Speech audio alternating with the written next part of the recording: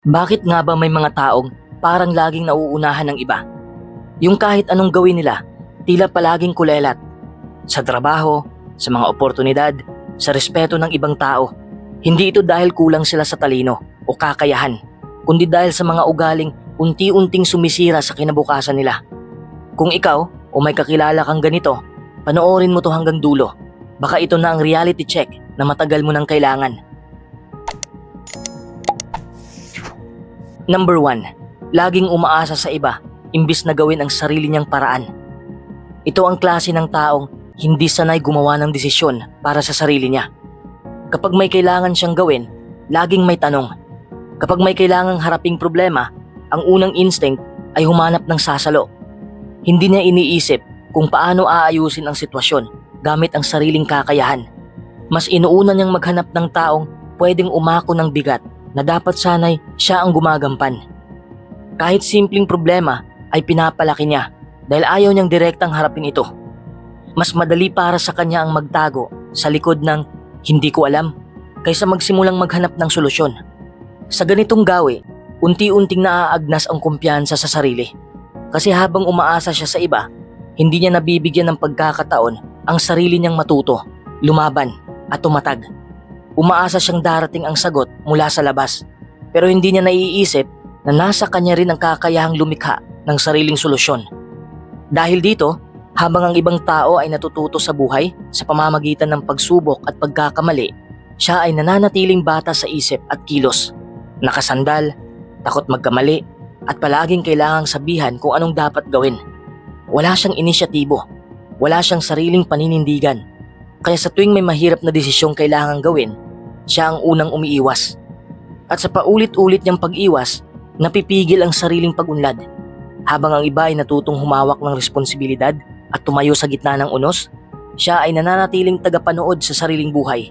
Hindi niya alam kung paano maging leader sa sarili niyang landas. At ang mas malungkot, hindi rin niya gustong matuto. Hindi dahil hindi niya kaya, kundi dahil mas pinipili niyang manatili sa komportabling lugar ng pagiging dependent.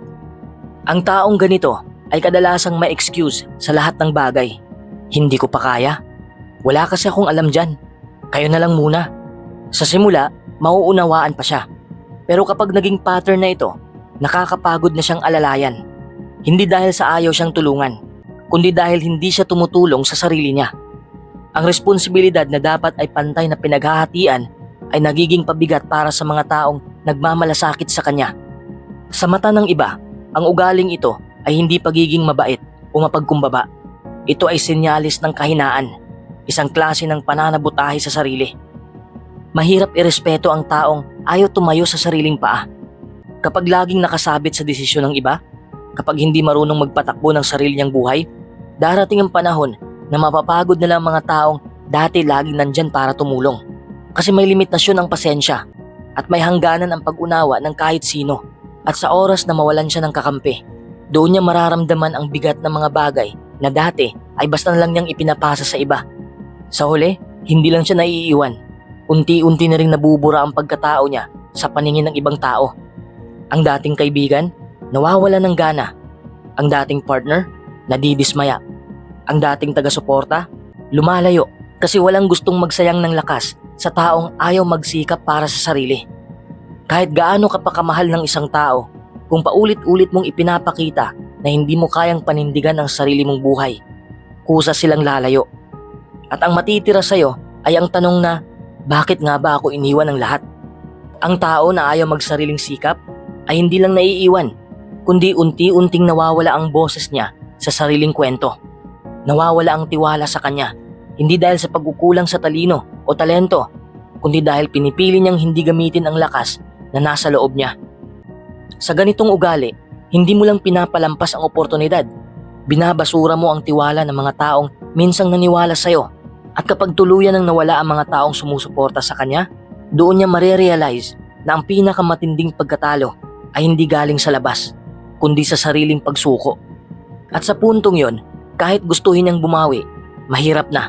Kasi ang kumpiyansa ng mga tao, minsang mawala, mahirap nang ibalik. Kaya habang maaga pa, dapat nang baguhin ang ugaling ito. Hindi masama ang humingi ng tulong, pero iba ang tulong sa pag-asa. Ang tunay na tao, ay marunong humarap sa takot, marunong gumawa ng desisyon at tumayo sa sarili niyang paa kahit madapa pa siya sa simula. Doon nagsisimula ang tunay na paglalakad tungo sa isang buhay na may direksyon, respeto at tagumpay. Number 2, tamad at laging may dahilan para hindi gawin ang mahalaga. Ito ang klase ng taong palaging may dahilan pero bihirang may resulta. Kahit alam niyang may kailangang tapusin, may deadline o may pagkakataong pwedeng magpabago ng buhay niya, mas pinipili pa rin niyang ipagpaliban. Hindi dahil wala siyang alam, kundi dahil wala siyang gana. Hindi dahil hindi niya kaya, kundi dahil ayaw niyang pagurin ang sarili. Lagi niyang sinasabing, mamaya na. Pero ang totoo, hindi talaga niya balak kumilos. Kapag nararamdaman na niya ang bigat ng responsibilidad, mas inuuna niyang umiwas kaysa harapin. Kapag may kailangan siyang gawin para sa sarili niyang kinabukasan, hinahayaan niyang lumipas ang oras. Umaasang may ibang mangyayari kahit wala siyang ginagawa. At sa tuwing may magandang pagkakataong kumakatok, mas nauuna pa ang takot at katamaran kaysa ang tapang na sumubok. Ang mindset niya ay laging okay na to, kahit alam niyang kaya pa niyang mas magpursige. Hindi siya gutom sa progreso, mas gutom siya sa pahinga, aliw at comfort. Sa panlabas, parang chill lang siya, relaxed, walang stress. Pero sa loob-loob niya, unti-unti siyang nilalamon ng guilt, ng insecurity at pagkainggit. Dahil habang pinipili niyang tumambay, magpahinga at maghintay ng tamang timing, nakikita niyang umaasenso ang mga taong hindi naman mas magaling sa kanya, pero mas determinado. At doon niya nararamdaman ang masakit na katotohanan. Hindi sapat ang potensyal kung wala kang disiplina. Ang problema sa ganitong ugali ay hindi lang nawawala ang oras. Unti-unti ring nawawala ang tiwala ng mga tao sa paligid niya. Sa simula, naiintindihan pa siya. Pero habang tumatagal, napapansin na ng iba na puro salita lang siya, kulang sa gawa. Hindi siya napagkakatiwalaan sa mahalagang bagay kasi palaging may dahilan kung bakit hindi siya available. Hindi handa o hindi pa rin nag-uumpisa. Sa trabaho, siya ang laging nahuhuli. Sa relasyon, siya ang laging hindi maasahan. Sa buhay, siya ang laging nauudlot at dumadating ang panahon na siya mismo ang nagtataka. Bakit parang wala akong nararating? Bakit parang ako na lang ang naiwan? Hindi niya agad makikita na siya rin ang dahilan. Dahil sa bawat araw na pinili niyang magpahinga ng wala sa oras, sa bawat desisyong ipagpaliban ang mahalaga, at sa bawat pagkakataong sinayang niya dahil tinamad siya, doon siya unti-unting naiwan ng buhay. Ang totoo, ang pagiging tamad ay hindi lang pisikal. Isa rin itong mindset, isang paniniwala na may ibang gagawa, may ibang panahon para dyan, o baka sakaling may milagro. Pero ang milagro, kadalasan, dumarating sa mga taong gumagalaw. Sa mundo kung saan ang mabilis, matyaga at masipag ang nauuna, ang taong tamad ay laging napag-iiwanan. Hindi dahil mas mahina siya, kundi dahil hindi siya kumilos habang may panahon pa. Number 3, walang pangarap o walang malinaw na direksyon sa buhay. Isa ito sa pinakamalaking dahilan kung bakit maraming tao ang naiiwan. Hindi dahil sa kulang sila sa kakayahan, kundi dahil wala silang malinaw na patutunguhan. Gumigising sila araw-araw pero hindi alam kung bakit. Parang nabubuhay lang para kumain, para matulog at ulitin ulit bukas. Walang layunin, walang tinutumbok, walang dahilan para magsikap. At habang tumatagal, unti-unti itong kinakain ang pagkatao nila.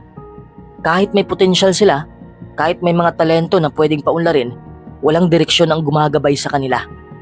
Para silang barko sa gitna ng dagat na walang timon.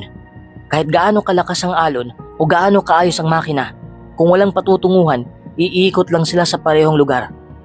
Sa una, baka hindi halata. Mukhang chill lang, easygoing. Yung tipo ng taong hindi nagpapaka-stress. Pero habang ang iba ay paakyat na sa buhay, nakakabuo ng sarili nilang landas, nakakamit ang mga pangarap nila, ang taong walang direksyon ay nananatiling paikot-ikot lang. At darating ang panahon na mapapansin niyang naiwan na siya, hindi lang sa career o tagumpay, kundi sa tiwala ng ibang tao. Mapapansin ng mga kaibigan niya na wala siyang naiambag sa sarili niyang buhay. Mapapansin ng mga tao na wala silang maaasahan sa kanya sa pangmatagalan. Mapapansin ng pamilya na habang sila'y gumagalaw pasulong, siya'y nananatiling parang estatwa. At masakit dito, hindi lang pisikal ang naiiwan, kundi pati emotional at mental. Naiiwan ang pag-asa, naiipit ang ambisyon, at nalulunod sa pakiramdam na kulang ako. Ang pagiging walang pangarap ay hindi pagiging simple. Iba ang contentment sa complacency.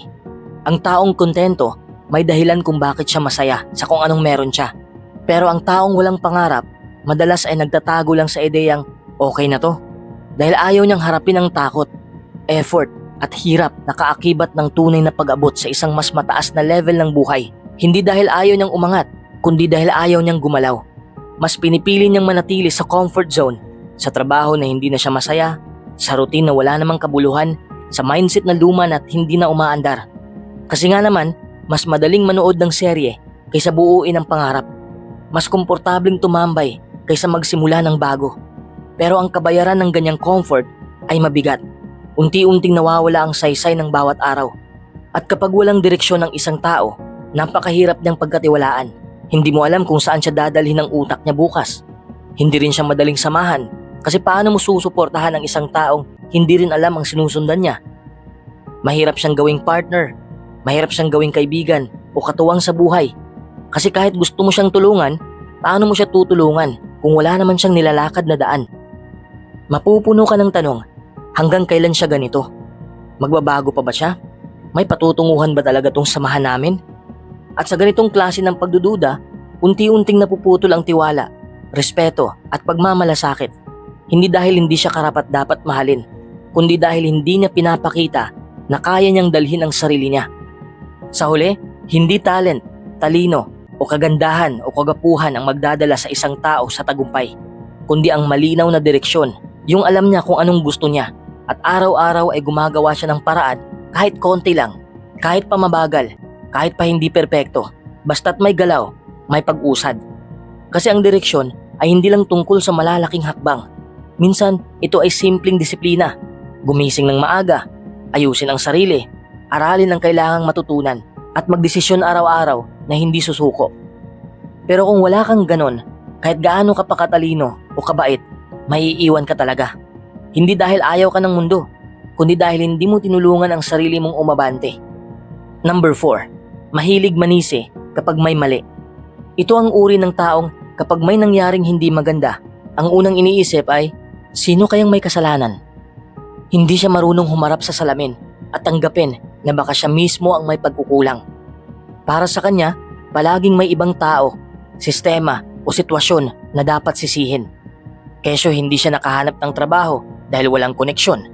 Kesyo wala siyang ipon dahil maliit ang sweldo. Kesyo iniwan siya dahil hindi siya naintindihan. Lahat ng bagay ay may dahilan pero hindi kailanman siya. Ang problema sa ganitong pag-uugali ay hindi lang ito palatandaan ng kakulangan sa emotional maturity, kundi isa rin itong hadlang sa tunay na paglago. Dahil sa kakulangan ng accountability, hindi niya nakikita ang mga aral sa likod ng bawat pagkabigo. Hindi siya natututo, hindi siya umaangat, kasi para sa kanya, hindi naman siya kailanman ang may mali. So bakit niya babaguhin ang sarili? At habang pinipilit niyang iwasan ang responsibilidad, unti-unti siyang iniiwan ng mga taong dati nandyan para sa kanya. Napapagod silang maging tagapagtanggol sa mga sitwasyong hindi naman nila kontrolado. Nakakasuya rin kasing kasama ang isang taong laging biktima sa sarili niyang kwento. Pero ayaw naman gumawa ng paraan para baguhin ito. Sa huli, ang taong mahilig manisi ay lumalaking pabigat sa sarili niyang buhay. Dahil habang ang ibang tao ay tinatanggap ang kamalian, inaayos ang sarili at natututo, siya ay na-stuck sa cycle ng pagkatalo habang nakatingin sa paligid, naghahanap ng masisisi. Ang hindi niya namamalayan, ang totoong kalaban ay hindi ang ibang tao, kundi ang sarili niyang takot na tanggapin na may mali sa kanya. At hanggat hindi niya ito kayang harapin, palagi at palaging siya ang maiiwan. Number 5. Mayabang pero walang napatunayan. Ito ang uri ng taong maingay ang bibig pero tahimik ang resulta. Sa bawat kwentuhan, palaging bida, palaging may dati, balak, alam ko na yan. Maririnig mong may sinimulan daw siyang negosyo. May kilala siyang ganito, o may plano siyang gawin to, o may plano siyang gawin yan. Pero kapag tinanong mo kung nasaan na ang resulta, laging may dahilan kung bakit hindi natuloy, kung bakit hindi siya pinansin, o kung bakit siya na-bypass. Ang yabang ay parang maskarang isinusuot para takpan ng insecurity. Kapag wala kang totoong kumpiyansa sa sarili, minsan ginagawa mong defense mechanism ang pagmamagaling. Gusto mong ipakita sa mundo na may alam ka, na may kaya ka. Kahit sa loob mo, alam mong hindi pa. Kaya bawat kwento ay parang scripted para mapahanga, hindi para makipag-connect. Sa una, maaaring makuha mo ang simpatya o paghanga ng iba, lalo na kung hindi pa nila kilala ang totoo mong pagkatao. Pero habang tumatagal, hindi sapat ang kwento kung wala itong sinusuportahang ebidensya. Ang tao, kahit gaano ka pa kagaling magsalita, ay natututo ring makiramdam. Kapag paulit-ulit ang yabang mo, pero hindi nila nakikitang umaangat ka sa buhay, magsisimula na silang magduda. Pero habang tumatagal, nararamdaman ng mga tao kung totoo ba ang sinasabi mo. Mapapansin nilang laging puro salita pero walang kasunod na kilos, walang consistency. Ang dating ng yabang ay parang advertisement na walang produkto. Maingay pero wala kang mahahawakan. Sa una, baka makuha mo ang atensyon ng iba, pero sa bandang huli, masisira rin ang kredibilidad mo. At kapag nawala na ang tiwala ng tao sa salita mo, kahit anong paliwanag ang gawin mo, hindi na sila makikinig. Ang credibility, kapag nasira, mahirap ibalik. Ang tiwala, hindi binabayaran sa salita. Binubuo ito sa araw-araw na pagpapatunay sa gawa. Kaya kahit gusto mo mang bumawi, mahirap nang maibalik ang dati kapag paulit-ulit kang pumalpak. Ang masakla pa, habang abala kang patunayan sa ibang tao na magaling ka, hindi mo namamalayang ikaw na pala mismo ang pumipigil sa sarili mong pag-unlad. Dahil sa halip na magpakumbaba para matuto, inuuna mo ang pride. Sa halip na mag-effort patunayan sa gawa, inuuna mo ang impresyon. Kaya kahit ilang taon na ang lumipas, parang wala pa rin nababago. Paulit-ulit na lang ang script, pero walang bagong chapter ang buhay mo. Imbis na i-channel mo ang oras at enerhiya sa pagpapaganda ng sarili mong realidad, inuubos mo ito sa pagpapanggap.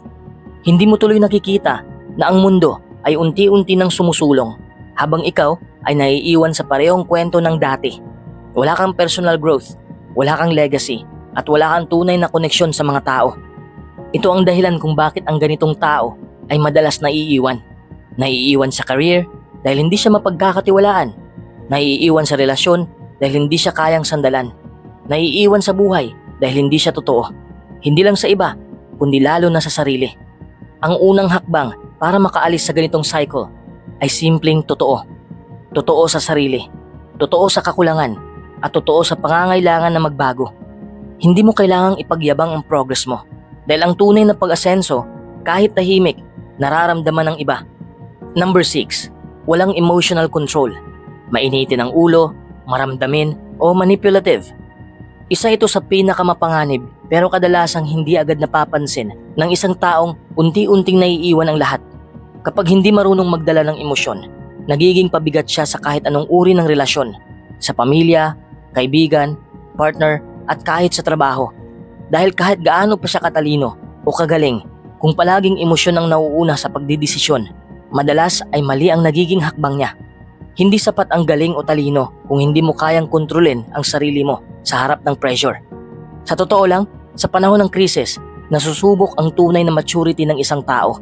Hindi sa panahong maayos ang lahat, kundi sa gitna ng tensyon at gulo. Ang taong mainitin ang ulo ay madaling mapikon sa maliliit na bagay.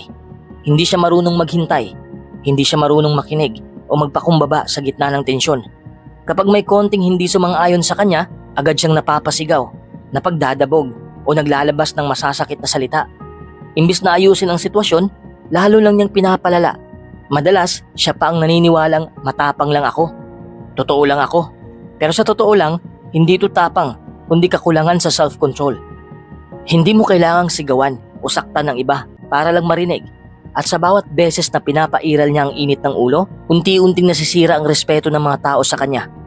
Samantala, ang maramdaming tao naman ay madalas magpakabiktima. Lahat ng bagay ay dinadamdam, kahit hindi naman dapat. Lahat ng puna ay itinuturing na atake sa kanyang pagkatao. Hindi siya bukas sa feedback dahil pakiramdam niya palaging may gustong manira sa kanya. Ang pagiging sensitibo ay hindi masama, pero kapag sobra, nagiging hadlang ito sa personal na paglago. Ang taong ganito ay hindi natututo dahil ayaw niyang tanggapin ang mga pagkukulang niya. Ang anumang constructive criticism ay tinatrato niyang insulto, kaya tuloy hindi siya umaangat. At ang manipulative, ito ang tipo na ginagamit ang emosyon para makuha ang gusto niya. Hindi siya direktang humihingi, pero gagamit ng guilt, silent treatment o drama para mapasunod ang ibang tao. Para bang pinipilit kang maging responsable sa nararamdaman niya kahit hindi mo naman kasalanan. Ang ganitong asal ay sobrang nakakapagod. Hindi mo alam kung kailan ka sasabog o susumbatan. Sa huli, parang hawak ka niya sa leeg gamit ang emosyon niya. At walang sino man ang gugustuhing manatili sa ganitong klase ng kontroladong relasyon. Sa lahat ng ito, ang resulta ay pareho. Napapagod ang mga taong nakapaligid sa kanya dahil imbis na maging source of strength, siya ay nagiging source of stress. Hindi siya pwedeng pagkatiwalaan sa seryosong usapan. Hindi siya pwedeng sandalan sa oras ng krisis. At hindi siya maaasahan kapag kailangan ng mahinahong pag-iisip. Ang mga taong nakapaligid sa kanya ay unti-unting natututo. Natututo kung sino ang dapat kausapin kapag may problema at sino ang dapat iwasan para hindi lumala ang problema. At madalas, siya ang taong pinipili nilang iwasan. Kaya kahit hindi siya direktang tinatalikuran, unti-unti siyang iniiwasan. Unti-unting bumibitaw ang mga taong dati handang tumulong, magmahal o sumuporta. Hindi dahil masama siyang tao, kundi dahil hindi niya pa kayang i-handle ang sarili niyang emosyon. At sa mundong ito, hindi pwedeng palaging iba ang umaako sa bigat na yon. Ang totoo, lahat tayo ay may pinagdadaan ng emosyon. Pero responsibilidad natin na aralin at ayusin ito para hindi natin na isasalin ang bigat sa ibang tao. Kung hindi nakakapagtaka kung bakit unti-unti tayong iniiwan at hindi tayo inaasahan. Ang pagiging emotionally mature ay hindi lang para sa sarili. Ito ay isa sa pinakamahalagang regalo na maaari mong ibigay sa mga taong nagmamahal at nagtitiwala sa'yo. Number 7. Hindi marunong rumespeto sa kapwa. Isa ito sa mga ugaling hindi lang nagpapabagsak sa isang tao, kundi tuluyang sumisira sa pagkatao niya. Kapag ang isang tao ay walang respeto sa kapwa niya, lumalabas ito sa paraan ng pananalita, kilos at pakikitungo. Hindi siya marunong makinig, hindi siya marunong umunawa. Palagi siyang nauuna sa pagsabat, sa pangungutya, sa pagbibigay ng opinyon na hindi naman hinihingi. Para bang ang tingin niya sa sarili niya ay mas mataas sa iba at hindi siya natututo o nag-iisip kung paano ba naaapektuhan ng salita o kilos niya ang damdamin ng ibang tao. Ang problema sa ganitong asal ay hindi lang ito nakakasakit, kundi nagpapakita rin ng kakulangan sa emotional intelligence.